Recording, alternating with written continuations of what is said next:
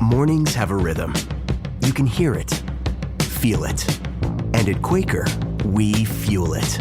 With 100% whole grain oats and a good source of fiber in every bowl, helping you turn that rhythm into your soundtrack for a great day. Fuel to start whatever's next. Quaker, official sponsor of FIFA World Cup 26.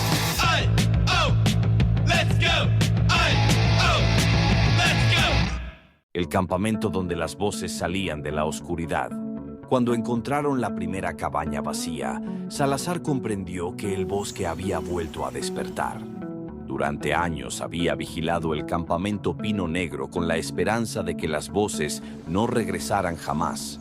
Pero aquella madrugada entendió que todo lo que había enterrado en su memoria estaba a punto de repetirse. 3 días antes, los autobuses escolares habían llegado al campamento bajo un cielo claro y un aire fresco que olía a pino, tierra húmeda y verano. Los jóvenes bajaron emocionados, cargando mochilas, linternas y sacos de dormir, convencidos de que aquellas vacaciones serían una aventura llena de caminatas, fogatas y noches, contando historias de miedo sin creer realmente en ellas. Mateo llegó junto a Camila, Diego, Julián y Sofía, sus amigos de la escuela. Para ellos, aquel campamento representaba una oportunidad de alejarse de la rutina, desconectarse de los teléfonos y vivir una experiencia diferente antes de que el verano terminara. El campamento Pino Negro parecía hermoso a primera vista. Tenía cabañas de madera alineadas cerca del lago, un comedor amplio, senderos marcados entre los árboles y una vieja torre de vigilancia que sobresalía por encima del bosque como un ojo observando desde las alturas. Sin embargo, Mateo sintió algo extraño apenas bajó del autobús. No era miedo exactamente, sino una incomodidad difícil de explicar. Una sensación de que los árboles no estaban simplemente allí, sino que parecían atentos a la llegada de cada persona. Los consejeros dieron la bienvenida con entusiasmo y comenzaron a explicar las reglas generales del lugar. Hablaron de horarios, actividades, zonas permitidas, seguridad en el lago y la importancia de no caminar solos por los senderos. Todo parecía normal hasta que apareció Salazar, el guardabosques. Era un hombre mayor, de rostro cansado, barba gris y mirada seria, con un uniforme verde oscuro cubierto de polvo y botas marcadas por años de caminar entre aquellas montañas. Salazar no sonrió al presentarse. Se colocó frente a los campistas y permaneció varios segundos en silencio, observándolos como si intentara memorizar cada rostro antes de decir algo que no quería repetir. Después explicó una regla que, según él, era más importante que todas las demás. Nadie debía salir de su cabaña después de las 2 de la madrugada, sin importar lo que escuchara afuera, sin importar si alguien pedía ayuda, lloraba, gritaba o llamaba por su nombre desde el bosque. Algunos jóvenes se rieron en voz baja, pensando que aquello era parte de alguna leyenda preparada para asustarlos. Salazar no cambió de expresión y continuó explicando que el bosque tenía formas de confundir a las personas durante la noche, especialmente a quienes creían que podían distinguir entre una voz real y una mentira. Los consejeros intentaron suavizar el ambiente después de la advertencia. Llevaron a los campistas a conocer las instalaciones, organizaron juegos cerca del lago y trataron de devolver la emoción inicial al grupo, aunque varios jóvenes seguían hablando de la extraña seriedad del guardabosques. Mateo y sus amigos fueron asignados a la cabaña número 7, una construcción vieja situada cerca del límite norte del campamento. Desde la pequeña ventana lateral se podía ver una zona del bosque más densa que las demás, donde los árboles crecían tan juntos que la luz del sol apenas lograba atravesarlos. Durante la tarde todo transcurrió sin incidentes. Los jóvenes caminaron por los senderos, participaron en actividades y terminaron el día reunidos alrededor de una fogata mientras los consejeros contaban historias sobre antiguos excursionistas perdidos en las montañas.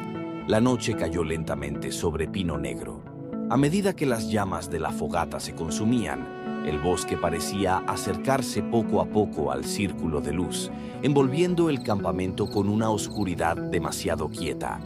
Cerca de las 11 todos fueron enviados a sus cabañas.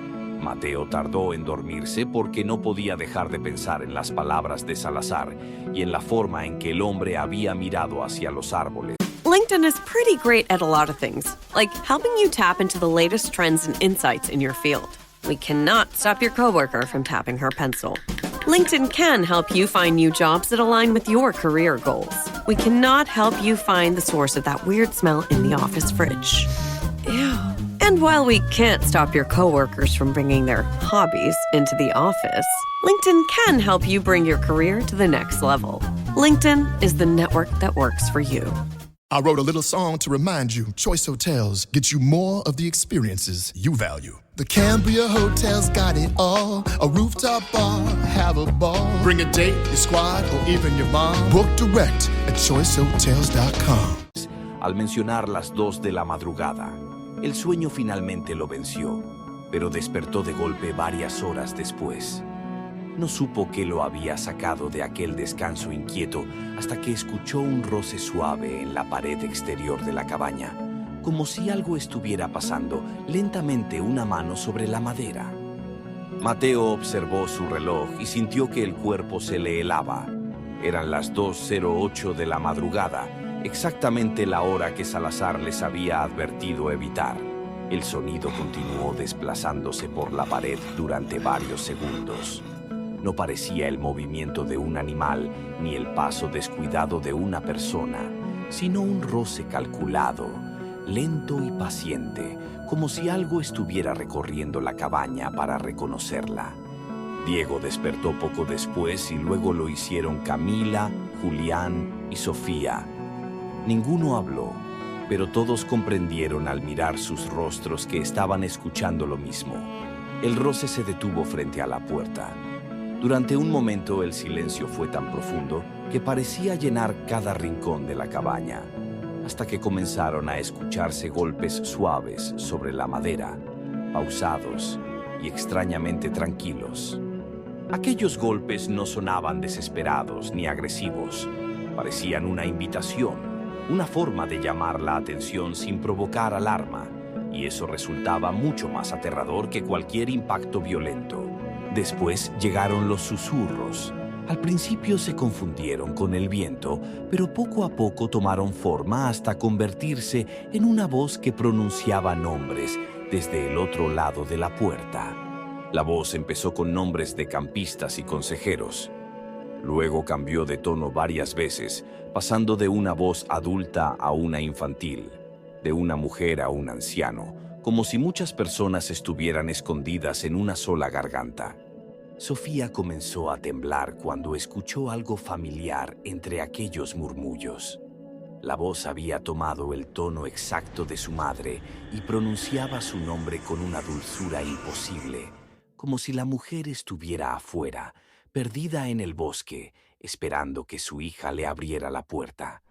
Camila le tomó la mano para impedir que se moviera. Sofía sabía que su madre estaba a cientos de kilómetros, pero la perfección de aquella voz era tan absoluta que el miedo comenzó a mezclarse con una tristeza profunda y peligrosa. La presencia siguió rodeando la cabaña.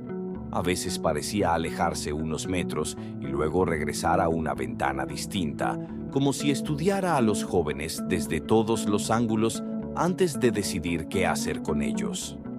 Entonces una sombra cubrió el vidrio lateral. La figura que apareció al otro lado era demasiado alta para pertenecer a una persona normal. Su silueta ocupó casi toda la ventana antes de desaparecer nuevamente hacia la oscuridad del bosque. Nadie dijo una sola palabra ni se atrevió a respirar con normalidad. En ese momento todos comprendieron exactamente lo mismo. Lo que estaba afuera no era un animal y tampoco era una persona. La noche se arrastró lentamente hasta el amanecer. Los jóvenes no volvieron a dormir y permanecieron sentados en sus camas, mirando la puerta, las ventanas y las paredes, esperando que aquella cosa regresara en cualquier momento. Cuando salió el sol, el campamento recuperó una apariencia casi normal. Los consejeros caminaban con silbatos, los campistas comenzaban a salir de sus cabañas y el comedor ya preparaba el desayuno. Pero aquella normalidad se quebró cuando Mateo abrió la puerta y vio las marcas en el suelo. Alrededor de la cabaña número 7 había huellas profundas formando un círculo casi perfecto. No eran pisadas humanas ni rastros de algún animal conocido, sino marcas alargadas y hundidas en la tierra húmeda, como si algo muy pesado hubiera caminado durante horas alrededor de ellos. Otros grupos encontraron señales parecidas cerca de sus cabañas. Algunos campistas confesaron haber escuchado voces de familiares muertos. Otros dijeron que alguien había golpeado sus ventanas. Y varios aseguraron que habían visto sombras moviéndose entre los árboles antes del amanecer. Salazar llegó poco después y observó las huellas sin sorpresa. Su rostro, sin embargo, se... This episode is brought to you by State Farm. You know those friends who support your preference for podcasts over music on road trips? That's the energy State Farm brings to insurance. With over 19,000 local agents, they help you find the coverage that fits your needs, so you can spend less time worrying about insurance and more time enjoying the ride. Download the State Farm app or go online at statefarm.com. Like a good neighbor, State Farm is there. Struggling with weight loss? Prolon's 5-day fasting mimicking diet is a clinically developed nutrition program designed to promote fat loss while protecting lean body mass. Developed at USC's Longevity Institute, it assists the body in entering a fasting-like state that helps reset metabolism and target visceral fat. In just 5 days, Prolon offers a science-backed approach to weight loss without extreme restriction or guesswork. Get 15% off plus a $40 bonus gift when you subscribe at prolonlife.com/now. Endureció cuando preguntó si alguien había abierto una puerta o respondido a las voces, y el alivio que mostró al escuchar que nadie lo había hecho confirmó que la advertencia de la noche anterior no era una simple leyenda. El día continuó con actividades canceladas y consejeros nerviosos. Aunque intentaban mantener la calma, todos sabían que algo había cambiado en el campamento, porque nadie podía explicar por qué tantas personas habían escuchado voces imposibles durante la misma madrugada. Antes de seguir con esta historia, recuerda apoyar este contenido. Dale me gusta, síguenos en YouTube y Spotify como Historias de Terror, y recuerda que nuestro contenido en Spotify también es audiovisual. Tu apoyo nos ayuda a seguir trayendo relatos largos, oscuros y escalofriantes como este. La segunda noche llegó con un miedo mucho más pesado. Nadie en la cabaña número 7 quería dormir, y aunque intentaban hablar de otras cosas para distraerse, todos miraban constantemente el reloj mientras se acercaban las 2 de la madrugada. A la 1:58 el bosque quedó completamente en silencio. No se escuchaban grillos, viento ni ramas moviéndose entre los árboles, y aquella ausencia total de sonidos resultaba incluso más inquietante que las voces de la noche anterior. A las 12:04, un grito atravesó el campamento. Venía de una cabaña cercana al lago y fue tan fuerte que los jóvenes saltaron de sus camas, mientras varias luces comenzaban a encenderse entre la lluvia fina que acababa de empezar a caer. Los consejeros corrieron con linternas.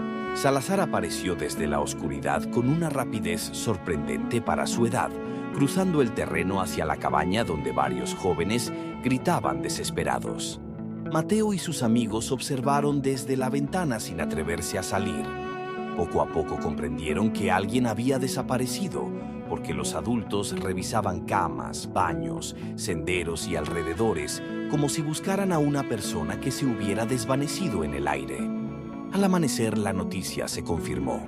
Un campista llamado Andrés había desaparecido durante la madrugada, aunque sus compañeros aseguraban que la puerta nunca se abrió y que él estaba dormido minutos antes de que todos escucharan un ruido dentro de la habitación.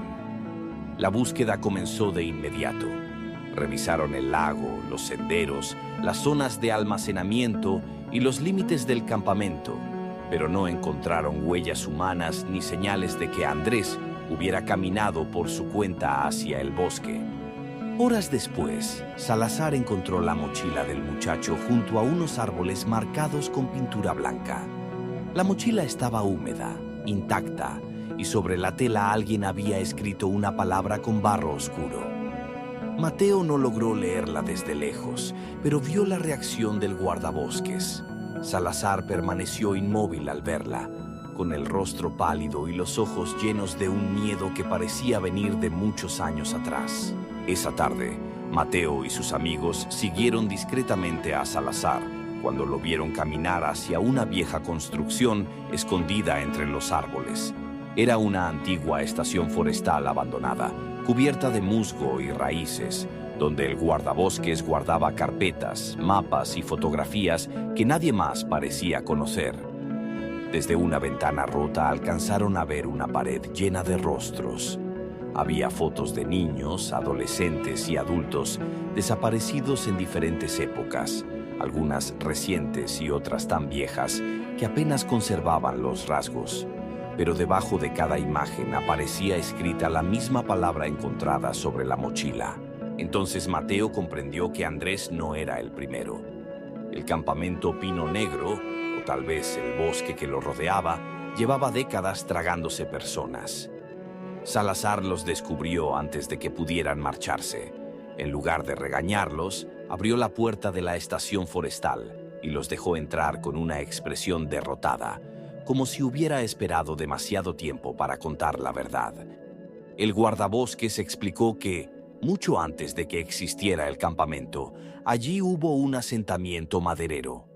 Familias enteras vivían entre aquellos árboles hasta que una noche comenzaron las voces, primero imitando a personas conocidas y luego a familiares muertos, atrayendo a los niños hacia la oscuridad. United connects you to more of the world than any U.S. airline, and United for Business can get your company where you need to go. Whether you're growing a business or managing travel for thousands, they offer solutions to fit your needs. Track expenses, create reports, and manage traveler perks. Plus, employees earn Mileage Plus miles while your company saves on travel. Get started with no minimum spend or flight requirements. Visit business.united.com/podcast.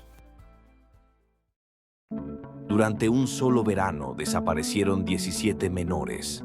Los buscaron durante semanas, pero únicamente encontraron zapatos, juguetes y pequeños objetos personales colocados alrededor de un pozo antiguo en una zona del bosque que desde entonces fue marcada como prohibida. Salazar reveló que él había sido campista en Pino Negro cuando era niño. Su mejor amigo escuchó la voz de su madre una noche, salió de la cabaña y nunca regresó, dejando solamente una linterna encendida junto al sendero norte. Desde entonces, Salazar dedicó su vida a vigilar el lugar. Había intentado cerrar el campamento muchas veces, pero siempre aparecía un nuevo dueño, una nueva temporada y nuevas familias dispuestas a enviar a sus hijos a un sitio que parecía hermoso durante el día y maldito durante la noche. Mateo preguntó qué significaba la palabra escrita en las mochilas y bajo las fotografías. Salazar explicó que no pertenecía a ningún idioma común, pero los antiguos madereros la tradujeron como llamado, una marca que aparecía cuando el bosque elegía a alguien para convertir su voz en parte de él. Esa noche la tormenta llegó con violencia. La lluvia golpeaba los techos de las cabañas y los relámpagos iluminaban el bosque en intervalos breves, revelando figuras inmóviles entre los árboles, siluetas humanas que desaparecían cada vez que la oscuridad regresaba. Los consejeros ordenaron que todos permanecieran dentro, pero a las 2:12, la voz de Andrés comenzó a escucharse desde el altavoz del comedor, pidiendo que lo dejaran entrar, asegurando que tenía frío y que el bosque estaba lleno de niños llorando. Nadie sabía cómo aquella voz podía salir por un altavoz apagado. Los adultos intentaron cortar la electricidad, pero la voz continuó sonando, cada vez más distorsionada, mezclándose con otras voces que repetían nombres de campistas desde la lluvia. Mateo sintió que algo lo llamaba desde el fondo de su cabeza. No era una voz externa, sino un pensamiento ajeno que intentaba abrirse paso dentro de él, prometiéndole que si salía al bosque, podría ver a personas que extrañaba y escuchar respuestas que nunca había recibido. Salazar apareció frente a la cabaña número 7 empapado y con una bengala roja en la mano. A través de la ventana les hizo señas para que no abrieran, mientras detrás de él una figura altísima se deslizaba entre los árboles con movimientos lentos y quebrados. La figura avanzó hasta el borde del campamento. Su cuerpo parecía hecho de ramas húmedas, piel vieja y sombras pegadas, pero lo más horrible eran los rostros que se formaban y desaparecían en su superficie. Rostros de niños, jóvenes y adultos que abrían la boca para repetir voces robadas. El altavoz volvió a sonar con la voz de la madre de Sofía. Después usó la voz del hermano muerto de Diego, luego la de una mujer que Mateo reconoció como su abuela, fallecida cuando él era pequeño, y cada imitación era tan perfecta que varios campistas comenzaron a llorar dentro de sus cabañas. Salazar encendió la bengala y la lanzó hacia el bosque. La luz roja iluminó por completo la zona prohibida, mostrando que las figuras no eran pocas, sino decenas, todas inmóviles entre los árboles, observando el campamento como una multitud esperando permiso para entrar. El guardabosques tomó una decisión desesperada. Reunió a los consejeros principales y a los jóvenes de la cabaña 7, porque sabía que ellos habían visto demasiado y porque Mateo, de alguna forma, había comenzado a ser llamado por la presencia central. El grupo avanzó hacia el antiguo pozo antes del amanecer, cuando las voces parecían más débiles. Salazar explicó que el bosque no podía llevarse a todos por la fuerza, pero sí podía quebrar la voluntad de quienes respondían a sus llamados, y por eso necesitaban llegar al lugar donde todo había comenzado. El camino hacia la zona prohibida parecía más largo de lo que indicaba el mapa. Los árboles cambiaban de posición, los senderos se repetían, y cada cierto tiempo aparecían objetos entre las raíces. Zapatos pequeños, linternas oxidadas, pulseras infantiles y fotografías cubiertas de barro. Finalmente llegaron al claro del pozo. El lugar estaba rodeado por piedras negras y troncos marcados con símbolos antiguos, mientras el pozo permanecía cubierto por tablas podridas que vibraban como si algo respirara debajo. Las voces comenzaron a salir desde el interior. No eran gritos, sino murmullos mezclados de muchas edades diferentes, llamando a Salazar por un apodo de infancia, a Sofía con la voz de su madre, a Diego con la de su hermano y a Mateo con una ternura que le hizo sentir ganas de llorar. Mateo dio un paso hacia el pozo sin darse cuenta. Camila lo sujetó del brazo con fuerza y logró detenerlo justo antes de que tocara una de las tablas, donde su nombre acababa de aparecer escrito con barro fresco. Salazar comprendió que el bosque ya lo había elegido. Sacó varias bengalas de su mochila y explicó que el pozo no era una entrada, sino una boca, un lugar donde las voces robadas quedaban atrapadas para atraer a más personas durante años. La presencia surgió detrás de los árboles antes de que pudieran encender todas las bengalas. Era enorme, más alta que cualquier figura humana, y su cuerpo se movía como si estuviera formado por ramas, cuerpos delgados y sombras unidas en una sola criatura antigua. Salazar encendió las bengalas restantes y las arrojó dentro del pozo. El grito que salió desde las profundidades fue tan fuerte que todos cayeron al suelo, cubriéndose los oídos mientras la tierra temblaba bajo sus cuerpos. Las figuras del bosque comenzaron a retorcerse. Algunos rostros lloraban, otros reían y otros repetían nombres con desesperación, como si el fuego hubiera despertado a todas las voces atrapadas al mismo tiempo. Salazar ordenó que corrieran. El grupo atravesó el sendero mientras las raíces se levantaban como dedos bajo sus pies y las voces los perseguían desde todos lados, prometiendo salvación, perdón y encuentros imposibles con personas que ya no estaban vivas. Mateo sintió que la presencia iba detrás de él. No necesitaba verla para saberlo, porque cada árbol parecía susurrar su nombre y cada sombra intentaba formar el rostro de alguien amado para obligarlo a detenerse. Llegaron al lago cuando el cielo empezaba a aclararse. El camino principal estaba bloqueado por árboles caídos, pero Salazar conocía una ruta antigua que cruzaba una parte baja del agua y conducía hasta una carretera de servicio abandonada. El grupo entró al lago unido por una cuerda. El agua estaba helada y oscura, y a mitad del cruce Mateo vio rostros bajo la superficie, decenas de rostros mirando hacia arriba con los ojos abiertos, como si las personas desaparecidas siguieran allí, de pie en el fondo. Algo agarró la pierna de Salazar cuando estaban cerca de la otra orilla. Diego y Mateo intentaron ayudarlo, pero el guardabosques les entregó el cuchillo para cortar la cuerda y les indicó con la mirada que siguieran sin él. Salazar desapareció bajo el agua sin gritar. Un instante después, su voz comenzó a escucharse desde el bosque, calmada y perfecta, llamándolos por sus nombres y asegurando que había encontrado una salida más segura. Nadie respondió. Mateo cortó la cuerda y siguió caminando con los demás hacia la carretera de servicio, aunque cada paso le pesaba como si estuviera abandonando no solo al guardabosques, sino también a todas las voces que alguna vez habían sido personas. Horas después, un camión los encontró al borde de la carretera.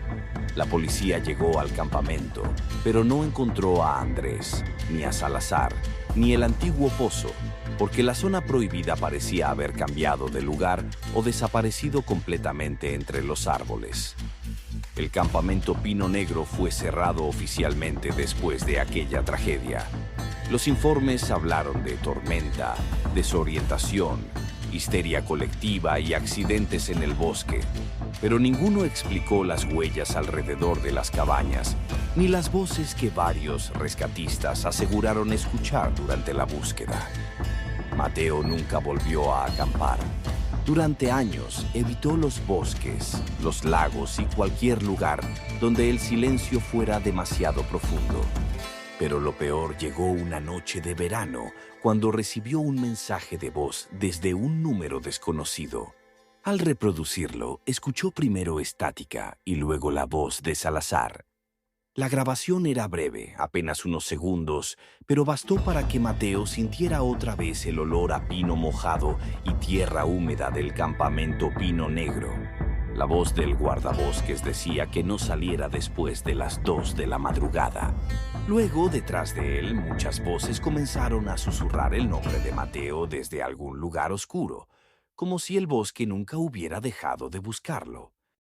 Si llegaste hasta el final de esta historia, gracias por acompañarnos en esta aterradora experiencia. No olvides darle me gusta y seguirnos en YouTube y a Spotify como Historias de Terror. Recuerda que en Spotify nuestro contenido también es audiovisual y podrás disfrutar estas historias de una forma completamente diferente. Apaga las luces si te atreves, revisa bien tus ventanas antes de dormir y recuerda una última cosa.